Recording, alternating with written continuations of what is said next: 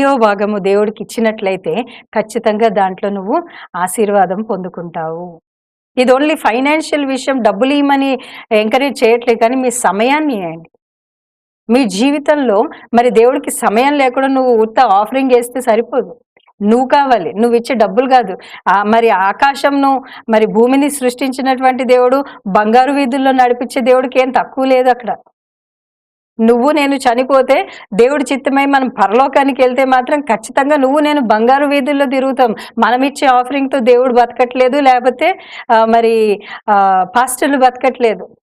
కానీ నీ కృతజ్ఞత దేవుడి విషయంలో, దేవుడి మాట విషయంలో, దేవుడు ఇచ్చినటువంటి ఆజ్ఞల విషయంలో శ్రద్ధ కలిగి నువ్వు ఉన్నట్లయితే నువ్వు పొందుకునే ఆశీర్వాదము చాలా ఎక్కువ అండి.